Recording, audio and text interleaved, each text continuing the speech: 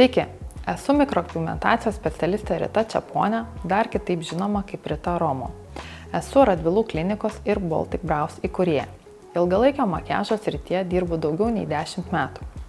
Šiandien pakalbėsime apie lūpų ilgalaikį makiažą, kuris gali būti atliekamas 3 skirtingais metodais.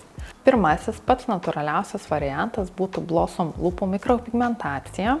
Tai yra autorinė mano technika, kaip lūpoms suteikiamas minimalistinis itin plonas kontūras, lūpos padengiamos pigmentų itin švelniai, beveik permatomai.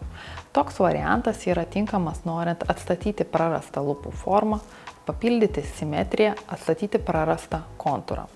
Antrasis variantas būtų ombre lūpų mikropigmentacija, kai pigmentas įvedamas nuo šviesėjančio iki tamsėjančio atspalvio. Tai yra didesnė dažo koncentracija yra arčiau kontūro ir palengva šviesėja į centrinę lūpų dalį. Toks efektas primena putlesnių lūpų efektą. Na ir trečiasis, pats ryškiausias, labiausiai matomas atlikimo variantas būtų lūpdažio efektas. Tokį variantą rekomenduoja rinktis klientėms, kurios iš tiesų tvirtai yra nusprendusios kasdieną vaikščioti su joms patinkančiu lūpų atspalviu.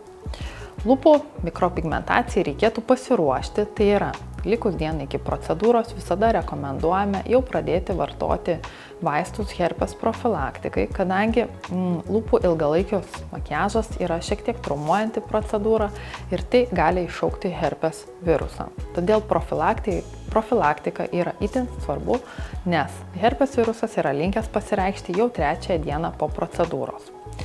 Lūpų ilgalaikio makiažo nevertėtų bijoti, nes pasižymi itin greitų gijimo procesu, tai yra 4-5 dienos ir jūs jau turėsite gražesnės, lygesnės, labiau simetriškas lūpas.